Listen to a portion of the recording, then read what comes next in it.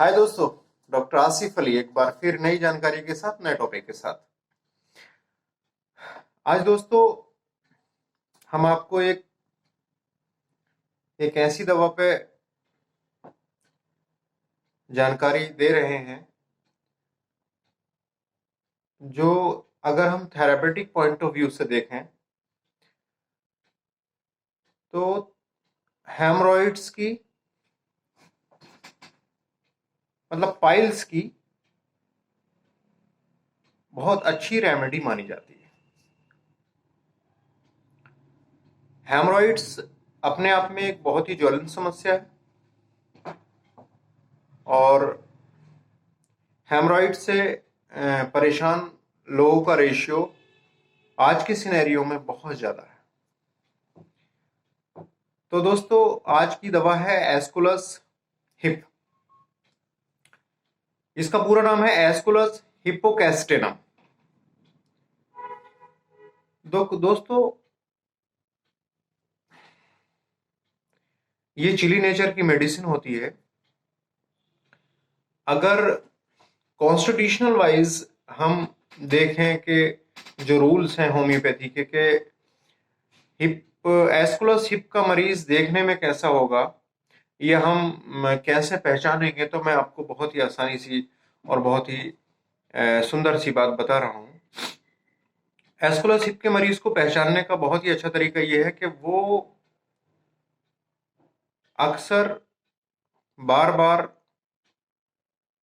उसको कब्ज रहेगी और उसको बवासीर रहेगी, पाइल्स। इसके साथ साथ उसको पेट जैसी समस्याएं जैसे पेट में गैस बनना, जलन होना, अपच होना, इंडाइजेशन, पित्त बहुत ज्यादा बनना और बार बार नाक बहना, नजला जुकाम हो जाना, इस तरह की समस्याएं दोस्तों बहुत ज्यादा रहेंगी इसके मरीज को।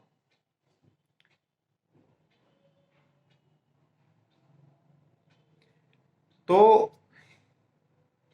ये पर्सनैलिटी है एस्कुलस हिप की। एस्कुलस हिप पाइल्स के केस में अपना एक महत्व रखती है, अपना एक स्थान रखती है। अगर हम दोस्तों देखें एस्कुलस हिप का फिजिकल लेवल क्या होगा, मतलब बॉडी के जनरल सिम्टम्स एस्कुलस हिप के क्या होंगे, तो मैं आपको बता दूं। दोस्तों एस्कुलस हिप का अगर हम जनरल देखें तो बॉडी के बहुत सारे हिस्सों में ऐसा महसूस होगा जैसे कुछ भरा हुआ है, फुलनेस है, कुछ भर गया है वहां पर। ये मरीज कहेगा डॉक्टर साहब ऐसा लगता है जैसे यहाँ बहुत ज्यादा कुछ भरा पड़ा है, फुल है ये चीज, फुलनेस, सेंसेशन एज इफ जैसे फुल है। अब ये चीज कंजेशन की वजह से होती है, जहां पोर्टल और वीनस कंजेशन की वजह से ये दिक्कत आती है। तो दोस्तों अगर हम बात करें तो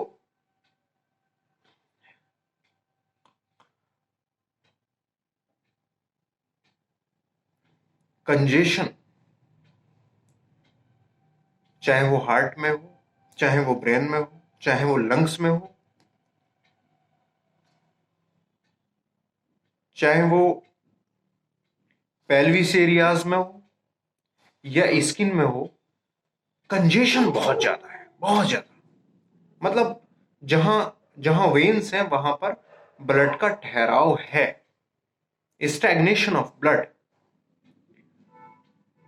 तो स्टैग्नेशन मतलब ठहराव, वहां पर कंजेशन है। तो लीवर में स्पेशली पोर्टल वेन्स हैं, वहां पर कंजेशन है इसका। जहां पर वेन्स हैं वहां पर ब्लड का ठहराव है इस दवा के अंदर। ऐसी कंडीशन में एस्कुलस हिप्पोकैस्टियनम बहुत ही सटीक रेमेडी, इस्तेमाल करिए आप इसको। दूसरी चीज हम आपको बताएंगे,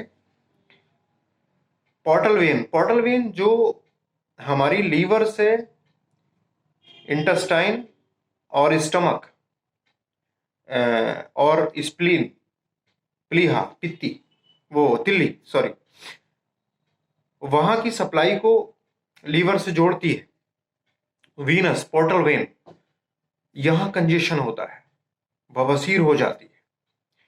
दूसरी चीज ये बताऊं दोस्तों मैं आपको, जैसे हमारी नोज है, हमारा गला है, यहां पर बहुत ड्राइनेस होगी, बहुत जलन होगी, ड्राइनेस के साथ जलन होगी, और बहुत ज्यादा, जैसे रेक्टम है, एनस, गुदा द्वार, रेक्टम, जहां भी म्यूकस ओपनिंग है वहां बहुत ड्राइनेस, सूखापन, वहां फुलनेस और बहुत ज्यादा दर्द होगा, जलन होगी।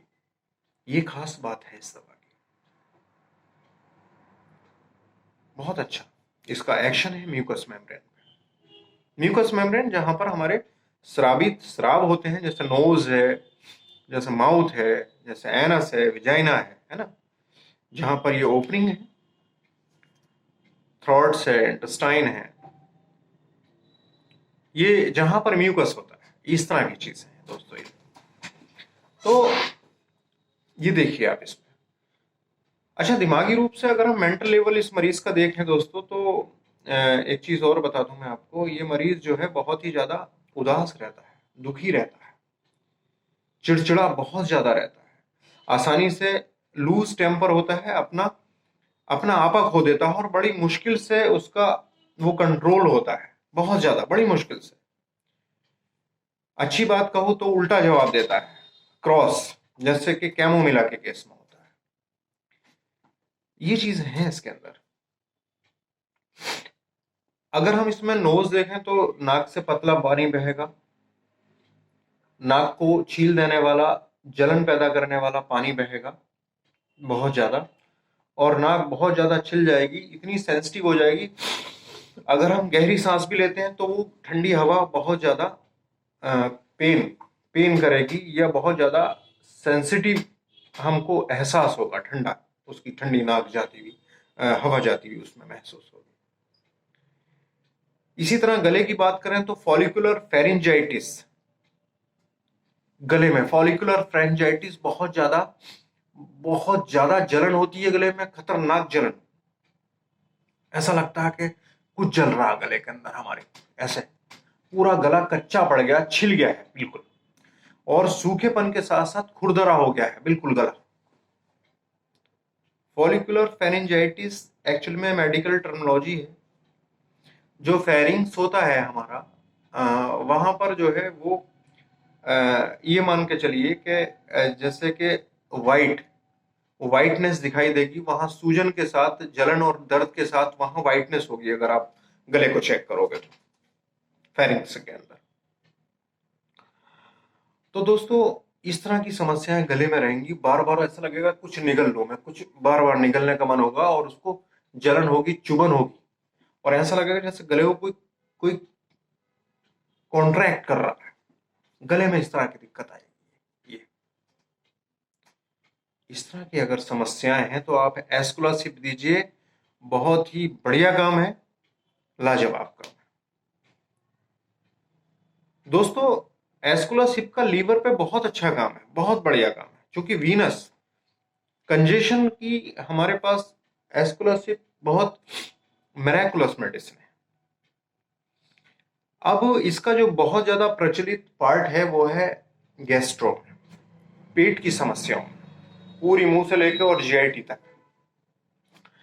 दोस्तों इसमें जो रेक्टम का पार्ट होता है, वहां ऐसा लगता है जैसे बहुत सारी किसी ने कुछ भर दिया है, पूरी फुल हो गई है, टाइट हो गई है, बहुत सारी, हालांकि कई सारी मेडिसिन मैथमेटिका में तो ये कहा गया है जैसे बहुत सारी लकड़ियां, स्टिक्स वहां पर भर दी गई हैं, और उसको ऐसा लगता है जैसे बिल्कुल फुल हो गई है, वो बिल्कुल जैसे बिल्कुल फुल हो गई, और ऐसा दर्द इतना खतरनाक है जैसे ऐसा लिखा जैसे कोई चाकू से चीर रहा उस जगह को, एनस की जगह इस तरह का दर्द होता है लैटिन के रास्ते पे। और इसके जो पाइल्स होते हैं दोस्तों, वो ब्लाइंड पाइल्स होते हैं, मस्से वाले पाइल्स होते हैं, कभी भी ब्लीड नहीं करते, या बहुत ही रेयर केसेस में ब्लीड करते हैं। दर्द बहुत खतरनाक होता है, नीले पर्पलिश कलर के मस्से होते हैं, ये बिल्कुल टाइट होती है जी। और छूने में जो एनस एरियाज है, पॉटी की जगह है, बहुत ज्यादा दर्द करती है, ऐसा लगता है जैसे बिल्कुल दर्द कर रही है, खुजली है वहां पर, बहुत फुलनेस है, भरा हुआ है कुछ ना कुछ। अगर पॉटी आ भी जाती है तो बहुत ज्यादा मुश्किल से, बहुत ज्यादा दिक्कत के साथ, बहुत हार्ड होती है, बहुत हार्ड। लेकिन कब्ज के साथ मरीज को एकम्पेन पेन, एकम्पेन मतलब उसके साथ सह सिम्टम होगा कि उसकी कमर में बहुत दर्द होगा, ऐसा लगेगा जैसे कमर बिल्कुल वहीं रह गई। कब्ज के साथ साथ अगर उसकी कमर में बहुत ज्यादा दर्द है, लंबोसैक्रल एरिया में, सैक्रम और लंबर एरिया में बहुत ज्यादा दर्द है, ऐसा लगता है कमर वहीं गिर गई, वहीं रह गई, बिल्कुल फट गई दर्द की वजह से, ऐसी कंडीशन अगर है, एस्कुलर दीजिए। शर्त यही है कि आप मेरे सिम्टम को वहीं मैच कीजिएगा। हर हेमोरेड्स में, हर कॉन्स्टिपेशन में एस्कुलस नहीं दी जाती है। सिम्टम अगर मैच कर रहे हैं तो एस्कुलस जादू की तरह काम करेगी, बिल्कुल।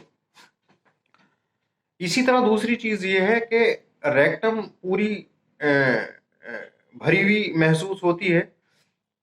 स्टूल करने के बाद भी ऐसा लगता है कि रेक्टम पूरी फुल है और बहुत ज्यादा घंटों तक दर्द बना रहता है। पॉटी के बाद भी, स्टूल के बाद भी बहुत ज्यादा घंटों तक दर्द असहनीय, वायलेंट, जलन वाला दर्द बना रहता है मरीज के। कहता है डॉक्टर साहब, पॉटी करने के बाद भी घंटों तक दर्द शांत नहीं होता, मैं पागलों की तरह बेचैन रहता हूं।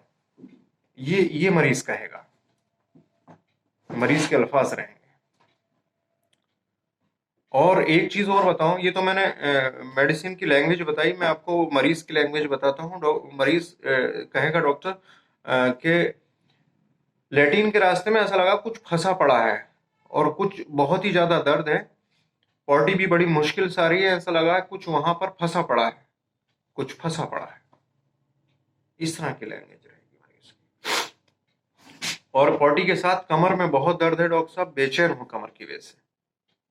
अगर इस तरह के लक्षण आपको मिल रहे हैं तो दोस्तों, एस्कुलस हिप्पोकैस्टेनम लाजवाब मेडिसिन है, इस्तेमाल करिए।